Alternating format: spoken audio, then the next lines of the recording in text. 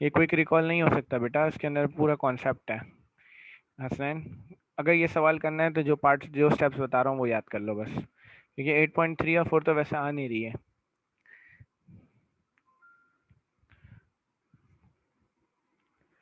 बीदा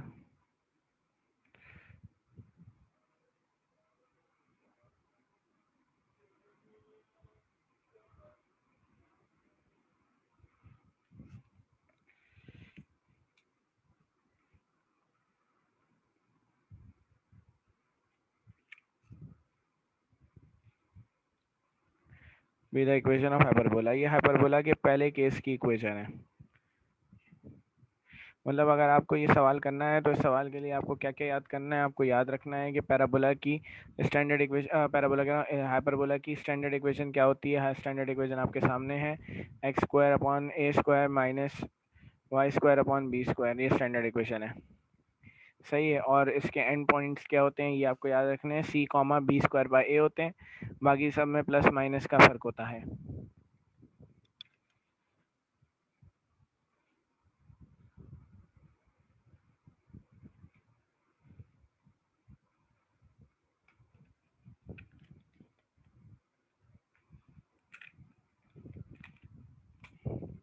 अब बेटा slope of tangent चाहिए। स्लोप ऑफ टेंजेंट निकालने के लिए हमें क्या करना पड़ेगा, यहाँ पर आपको पता ही है कि स्लोप ऑफ टेंजेंट निकालने के लिए हमें क्या करना पड़ता है, हमें इक्वेशन को डिफरेंशिएट करना पड़ता है।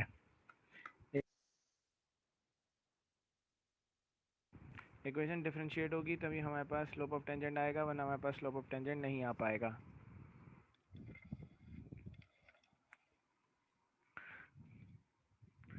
हमने यहाँ पर इसी इक्वेशन 1 को कंसीडर करना है और उसी की मदद से हमें काम करना है।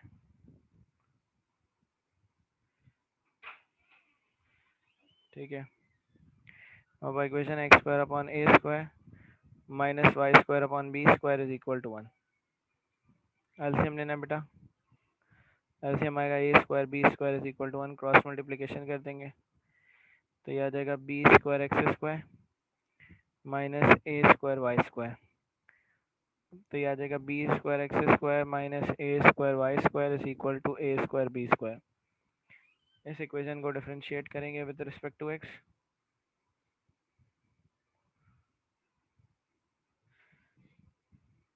Differentiate with respect to x करेंगे, दोनों साइड्स पे डी अपॉन डी एक्स आएगा, b square x square minus a square y square is equal to d upon d x of a square b square. B square as it is रहेगा, x square का derivative क्या होगा बेटा, multiply by the power, 2 से multiply कराएंगे, subtract 1 from the power, ये minus की sign आ गई, ए स्क्वायर एज इट इज आ गया, वाई स्क्वायर का डेरिवेटिव क्या होगा, पावर 2 है, मल्टीप्लाई बाय दी पावर, 2 से मल्टीप्लाई कराया, सब्ट्रैक्ट 1 फ्रॉम दी पावर, साथ में हमारे पास d y by d x आ जाएगा। यहाँ बना एक्स है ना वाई है तो इसका डेरिवेटिव 0 हो जाएगा, ये 2b स्क्वायर एक्स आ जाएगा माइनस का 2a square y d y by d x is equal to 0, minus का 2a square y d y by d x बराबर है माइनस का 2b square x, d y by d x हमारे पास आएगा माइनस का 2b square x upon minus का 2a square Y, 2 से 2 cancel, x x cancel, d y by d x आ जाएगा हमारे पास b square x upon a square y, ये आ गई, इसको इक्वेशन 2 कह दिया। ये हमारे पास क्या आ गया, d y by d x आ गया। अब हमें हर पॉइंट के लिए स्लोप निकालना है।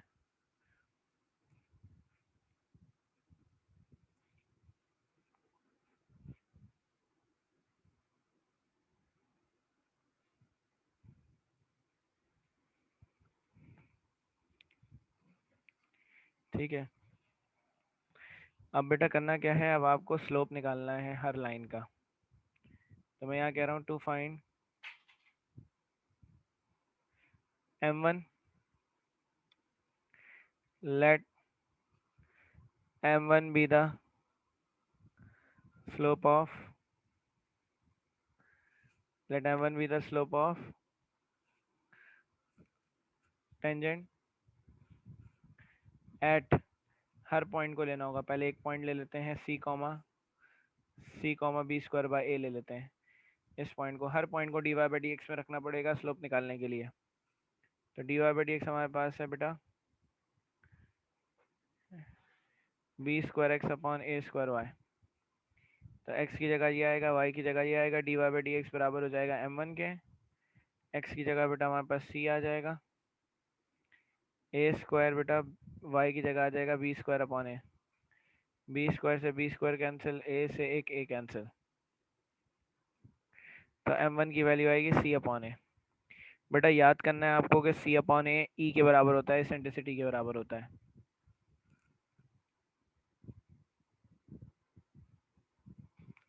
हमेशा हमेशा c अपॉन ए की जगह e आएगा। इसेंट्रिसिटी क्या होती है बेटा? इसेंट्रिसिटी जो है वो बेसिकली रेशो है। किस चीज़ का रेशो है? कि कर्व और सर्कल के अंदर कितना चेंज आ रहा है, कितना परसेंट चेंज आ रहा है, उसको इसेंट्रिसिटी कहते हैं। पैराबोला की इसेंट्रिसिटी 1 होती है, 100% चेंज आ रहा होता है। सर्कल में और हाइपरबोला पैराबोला में क्या कहते हैं, एलिप्स की इसेंट्रिसिटी लेस देन 1 होती है और हाइपरबोला की इसेंट्रिसिटी ग्रेटर देन 1 होती है। लेकिन निकालने का तरीका क्या है? सी अपॉन ए। फॉर्मूला क्या है? सी upon A.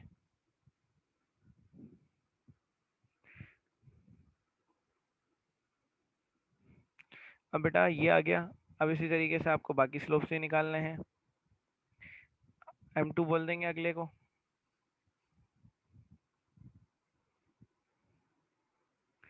To find m2, let m2 be the slope of tangent at minus c comma b square by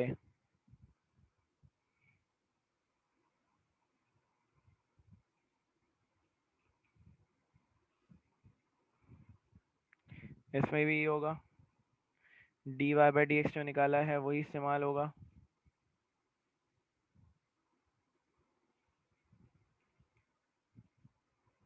B square x upon a square Y.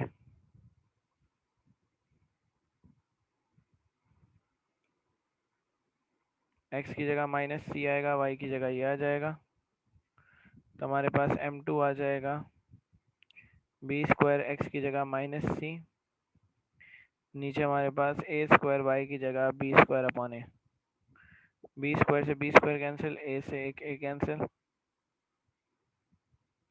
m2 आ जाएगा माइनस का सी अपॉन ए। बेटा मैंने कहा सी upon ए हमेशा क्या है? हमेशा हमेशा माइनस ई है।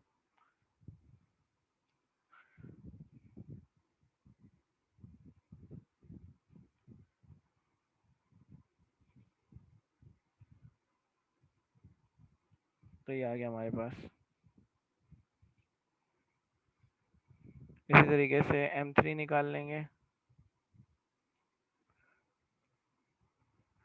Late m3 be the slope at minus c comma minus b square by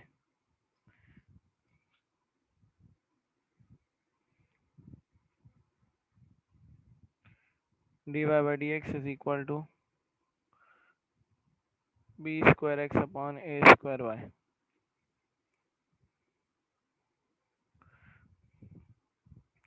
d y by d x बराबर आ जाएगा बी स्क्वायर एक्स की जगह आ जाएगा हमारे पास माइनस सी, नीचे आ गया ए स्क्वायर वाई की जगह आ जाएगा हमारे पास minus b square upon a. B square से बी स्क्वायर कैंसिल, माइनस से माइनस कैंसिल, ए से a cancel.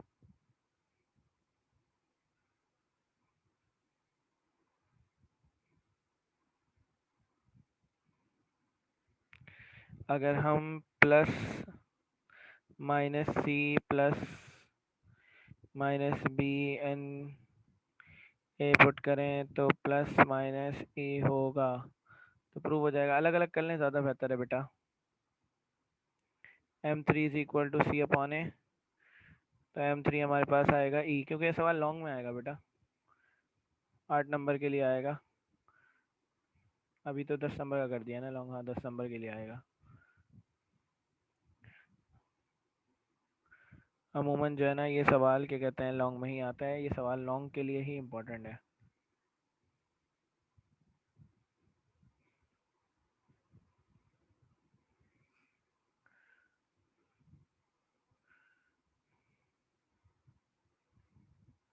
to find M4.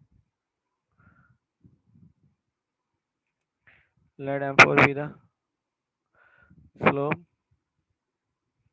at C comma minus B square upon A.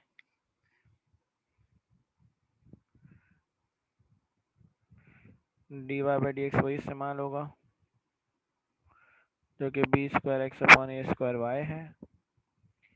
तो M4 आ जाएगा हमारे पास बी स्क्वायर एक्स की जगह आ जाएगा सी, ए स्क्वायर वाई की जगह आ जाएगा माइनस का बी स्क्वायर अपॉन ए। M4 आ जाएगा सी अपॉन ए माइनस का, और M4 आ जाएगा हमारे पास माइनस का ई।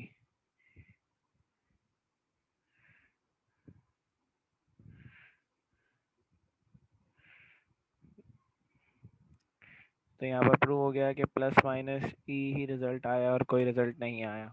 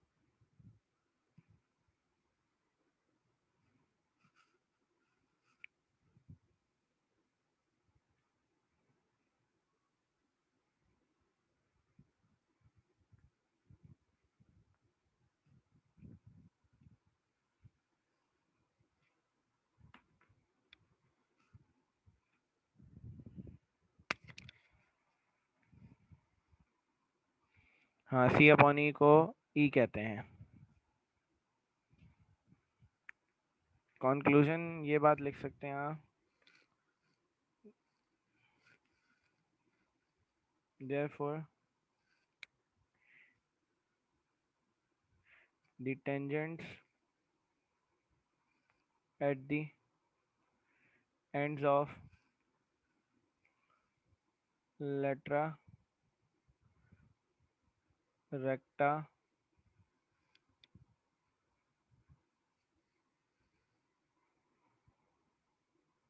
the slopes of tangents at the end of letter recta are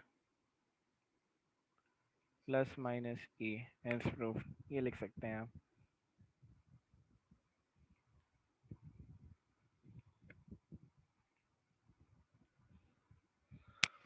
और ये बात समझ में,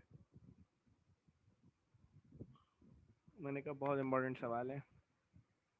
इस एक्सरसाइज के अंदर कुछ सवाल बहुत इंपॉर्टेंट है।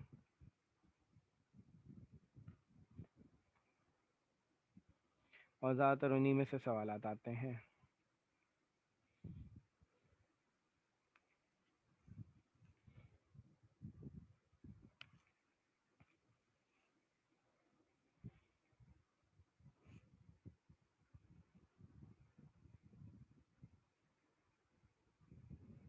जी बेटा, पेपर्स के अंदर ये पेपर के लिए इम्पोर्टेंट सवाल है। पास पेपर में बहुत बार आया हुआ है।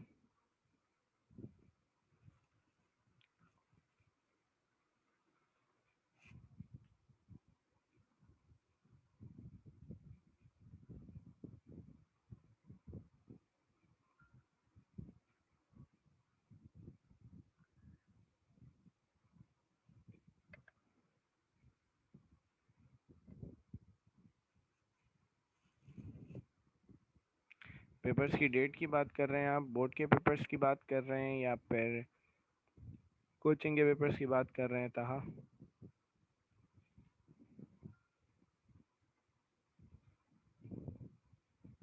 बेटा बोर्ड के पेपर्स आप लोगों के 20 जुलाई के बाद होंगे। इसकी डेट बताई है 28 जुलाई आई थिंक बताई गई है डेट। यही मतलब यही कंफर्म डेट है अभी तक। इससे पहले पेपर्स नहीं होंगे, 28 को ही होंगे।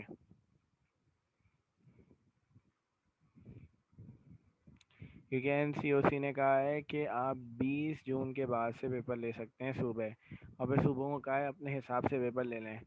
सईद गनी की जो प्रेस कॉन्फ्रेंस है उसके अंदर बताया गया है कि 9-10 के जो पेपर्स हैं वो 1 जुलाई से होंगे और फर्स्ट ईयर सेकेंड ईयर के जो हैं वो 28 जुलाई से होंगे।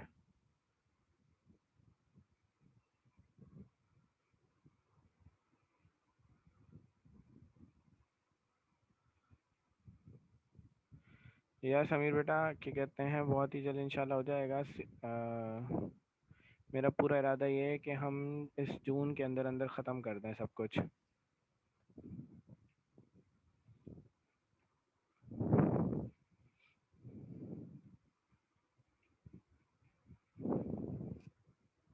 क्योंकि अब मुझे भी छुट्टियां चाहिए भाई, मुझे भी आराम करना है।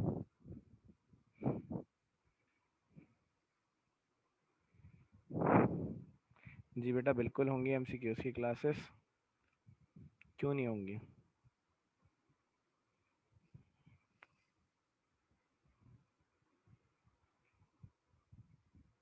एमसीक्यूज की क्लासेस का तो मैंने ये सोचा है कि मैं वो क्या कहते हैं पेपर्स तक चलाऊंगा आप लोगों के।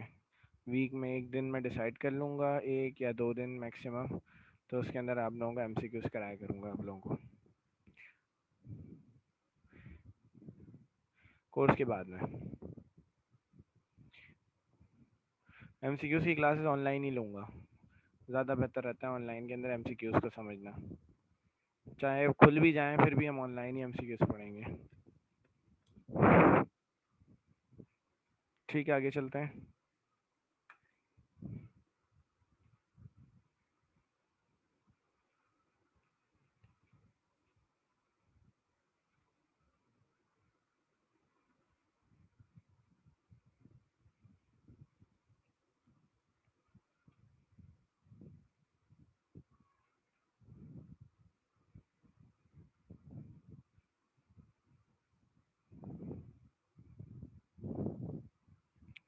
अच्छा क्वेश्चन नंबर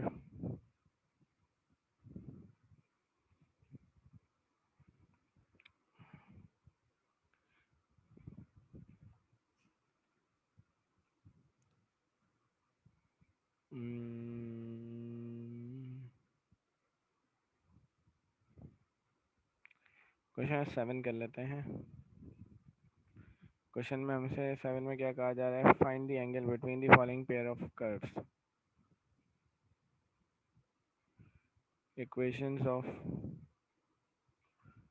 कर्व्स।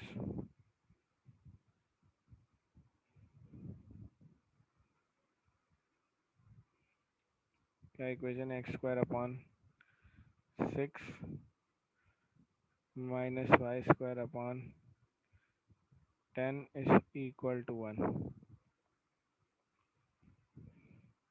दूसरी इक्वेशन है x² अपॉन 36 और plus y² upon 20 is equal to 1। ये दो इक्वेशन है बेटा। हमें क्या करना है, angle between the following pair of curves, इन दोनों कर्व्स के दरमियान क्या मुझे एंगल निकालना है।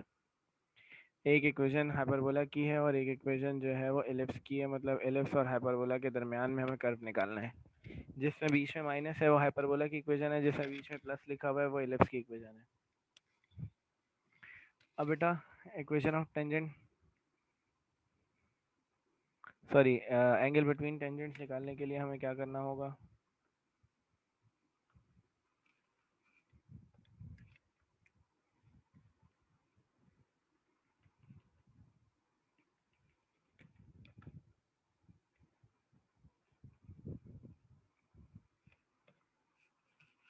तो हमें क्या करना पड़ेगा बेटा, बेटा एक बात याद रख लो, कर्व्स और दो कर्व्स के दरमियान का एंगल निकलता है कैसे है। एक कर्व हमारे पास यहाँ पर एलिप्स है,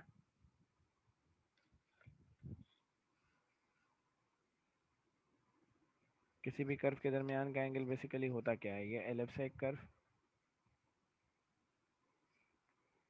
ठीक है। और यहाँ पर हमसे क्या कहा जा रहा है कि हाइपरबोला भी मौजूद है, ये हाइपरबोला है।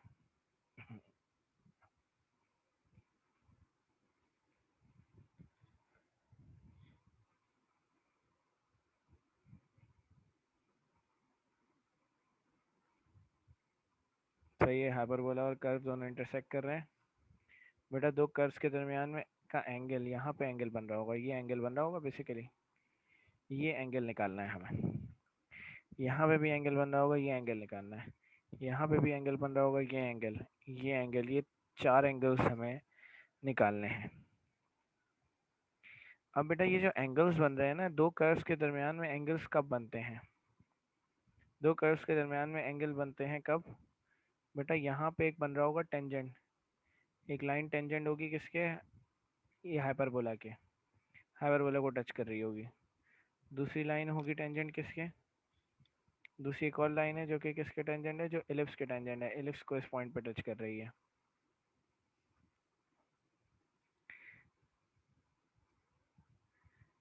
जी बेटा, तो यहाँ पे जो बनने वाला एंगल है ना, ये एंगल बेसिकली कहलाता है angle between two curves. Angle between two curves basically equal होता है किसके? एंगल बिटवीन टेंजेंट्स के। यहाँ पे भी अगर ये एंगल निकालना है बेटा, ये वाला एंगल यहाँ पे बनने वाला जो एंगल है, अगर वो भी निकालना है हमें, तो हमें क्या करना पड़ेगा?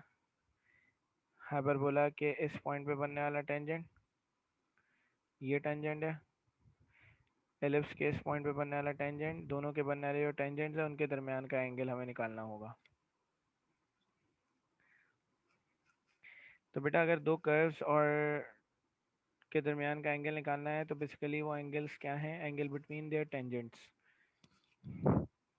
बेटा सबसे पहले तो हमें इन दोनों इक्वेशंस को सॉल्व करके पॉइंट निकालना होगा, क्योंकि आपके सामने था कि एलिप्स ये रहा, हाइपरबोला ये रहा, कितने पॉइंट्स हैं? 1 2 3 4 पॉइंट्स पे एंगल्स बन रहे हैं, तो हमें ये पॉइंट्स निकालने होंगे।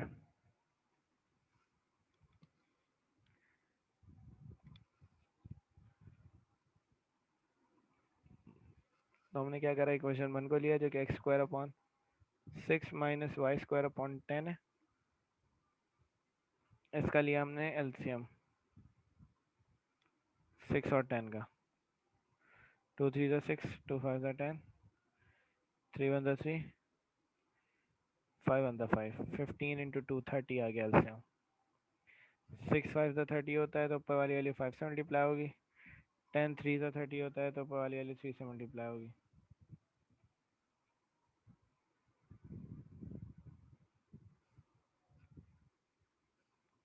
तो यह आ जाएगा 5x square minus 3y square is equal to 1। तो यह आ जाएगा 5x square minus 3y square is equal to, ये वहाँ चला जाएगा 30, यहाँ से एक्स स्क्वायर की वैल्यू निकाल लेंगे, ये आ जाएगा 5x square is equal to 30 plus 3y square. ये 5 यहाँ मल्टीप्लाई हो रहा है बेटा, ये 5 वहाँ जाके डिवाइड हो जाएगा, तो यहाँ से हमारे पास वाई स्क्वायर मतलब एक्स स्क्वायर की वैल्यू आ जाएगी।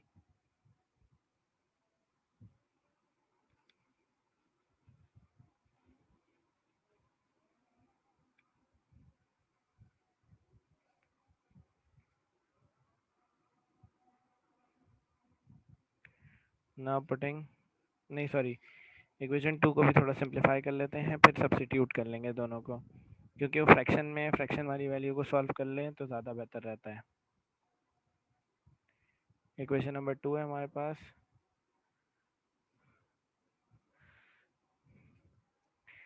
ये आ गया हमारे पास x square upon 36 plus y square upon 20 is equal to 1। इसका भी एलसीएम लेना पड़ेगा। 2 18 ज़ा 2 10 ज़ा, 2 9 ज़ा 18, 2 5 ज़ा 10, 9 1 ज़ा 9, 5 1 ज़ा 5, 9 5 ज़ा 45, 45 2 ज़ा 90, 92 ज़ा 180 एलसीएम आएगा।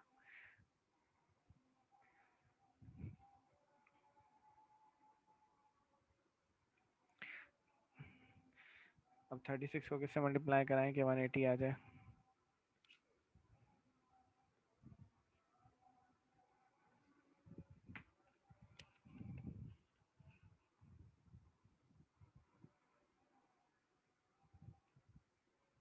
थर्टी फाइव 5 ज़ा 180 होगा तो ऊपर वाली वैल्यू 5 से मल्टीप्लाई होगी। सही है, अब 20 को किससे मल्टीप्लाई कराएं कि 180 आ जाए? 9 से मल्टीप्लाई करना पड़ेगा तो ऊपर वाली वैल्यू आ जाएगी 9y² इज इक्वल टू 1। तो ये आ जाएगा 5x² plus 9y² is equal to 180।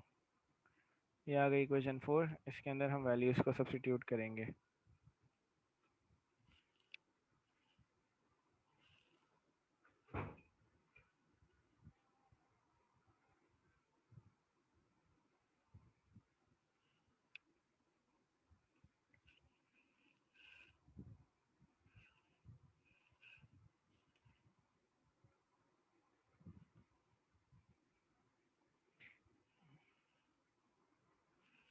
हम करेंगे क्या now, putting the value of x² in equation 4। तो इक्वेशन 4 में लिखा हुआ है 5x² स्क्वायर की जगह आएगा 30 प्लस 3y² अपॉन 5 प्लस का 9y² इज इक्वल टू 180। 5 से 5 कैंसिल, ये आ जाएगा 30 plus 3y² plus 9y² is equal to 180। तो बेटा ये हो जाएगा हमारे पास 12y² इज इक्वल टू 30, इसमें ऐड हो जाएगा, सॉरी सब्ट्रैक्ट हो जाएगा वहाँ पे 180 माइनस 30, तो ये आएगा 12y² इज इक्वल टू 150। दोनों को डिवाइड कराएंगे,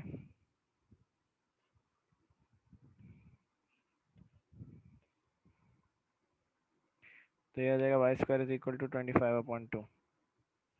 दोनों साइड्स पे रूट लगा देंगे, तो y आ जाएगा हमारे पास प्लस माइनस 5/√2। जो y की वैल्यू आई इसको पुट इट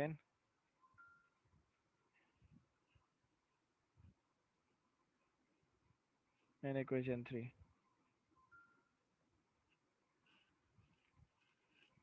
इक्वेशन नंबर 3 में पुट करेंगे इसको। 3 में कहा जा रहा है x² is equal to 30 plus 3, y² की जगह क्या आ जाएगा बेटा, y² की जगह डायरेक्ट क्या लिख रहा हूँ 25/2, ये है ना, डिवाइडेड बाय हमारे पास 5। x² बराबर आ गया 30, 3 मल्टीप्लाई हुआ 25 से 75/2 डिवाइडेड बाय 5। तो x² इज इक्वल टू, यहाँ एलसीएम लेना पड़ेगा, ये आ जाएगा 60 प्लस 75/2। 5 डिवाइड हो रहा है यहाँ पर, 5 को रेसिप्रोकल कर देंगे, 60 और 75 को ऐड करा देंगे तो 135। 135 डिवाइडेड बाय 2, 5 मल्टीप्लाई में चेंज होगा तो ये नीचे 5 आ जाएगा, 5 वन दा 5, 5 27 दा, तो x² आ जाएगा 27/2। दोनों साइड्स पे रूट लगा देंगे तो हमारे पास आ जाएगा 27 का रूट आएगा 3√3 और नीचे आ जाएगा √2। यहाँ तक बात क्लियर है?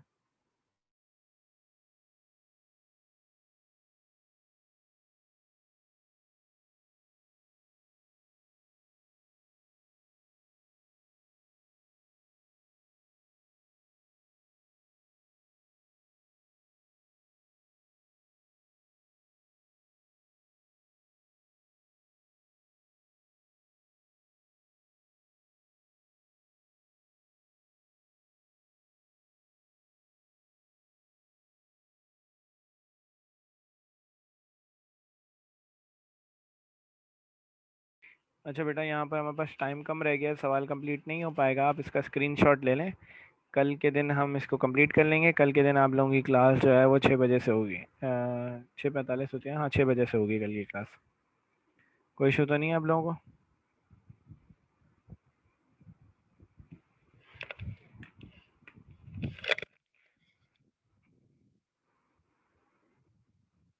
ठीक है, 6 से 5:30 आप लोगों की क्लास होगी कल।